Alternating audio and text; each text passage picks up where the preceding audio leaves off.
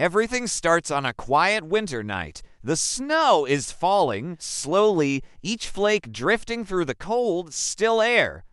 The streets are completely empty, silent.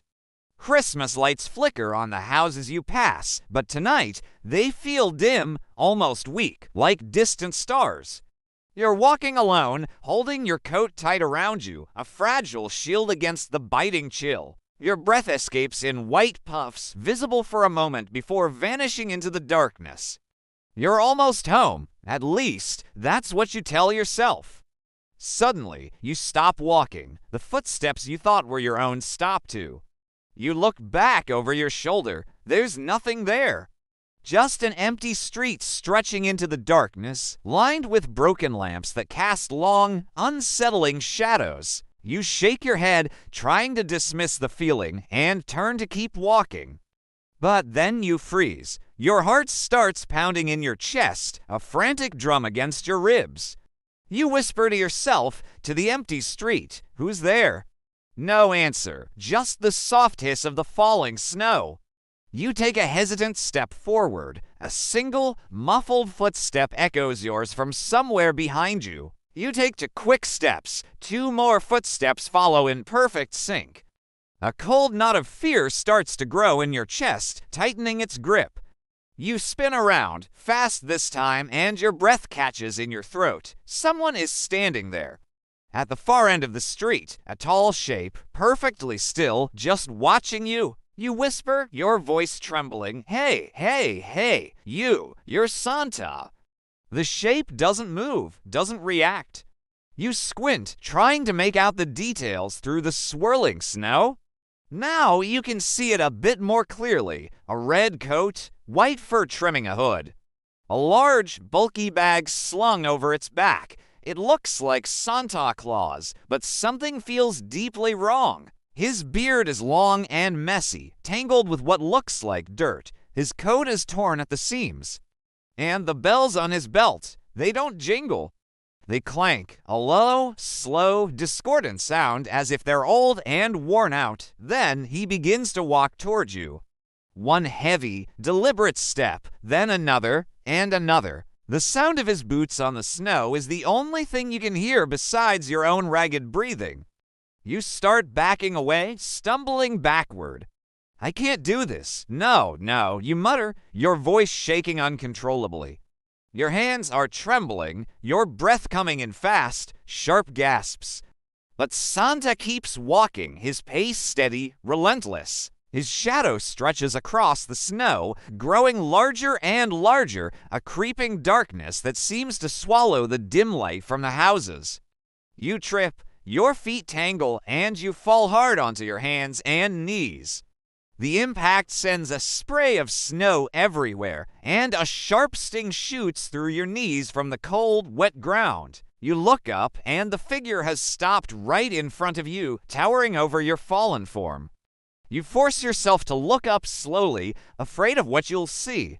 His gloves are caked in dirt and something dark, something you can't quite identify. His boots are old, scratched, and scuffed.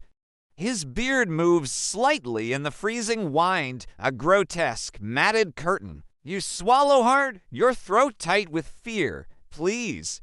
"Forgive me, Santa," you manage to choke out. I thought you were."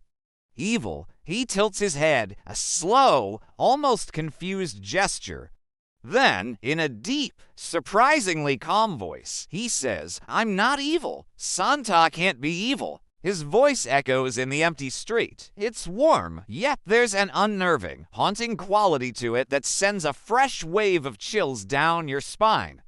You look down, ashamed, the cold seeping into your clothes. "I'm sorry," you whisper.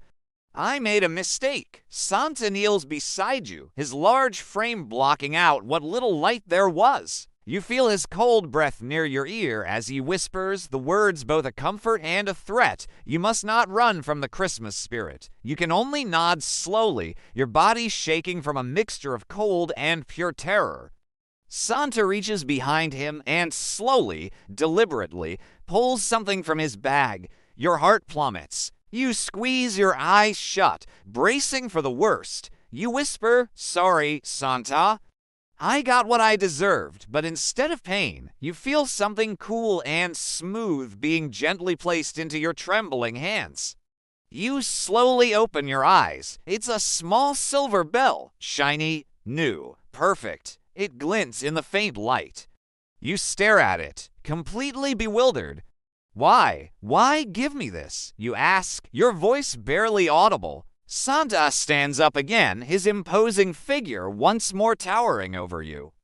"Everyone must receive a gift," he says, his voice rumbling through the night. "Even the ones who fear me." He takes a step back, melting into the shadows.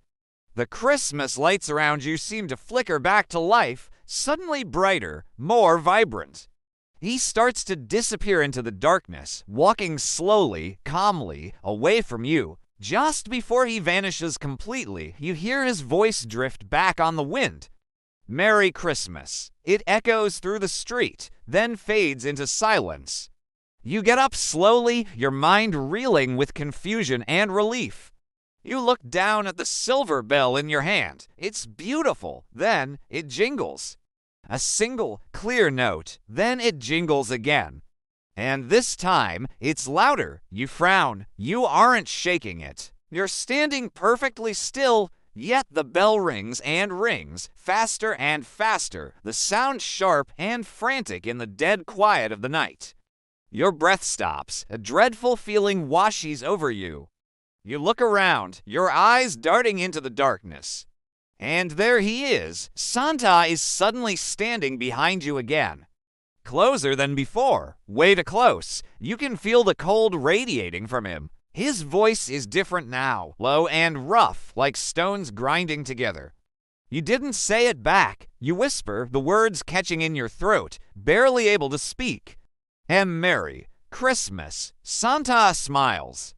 It's a wide, unnatural smile that doesn't reach his eyes. He steps back into the shadows one last time, and as he does, the bell in your hand goes silent. Everything becomes quiet again. You're alone, or you think you are. You look down at the bell, and for a second, you think you see a dark, smiling reflection staring back at you.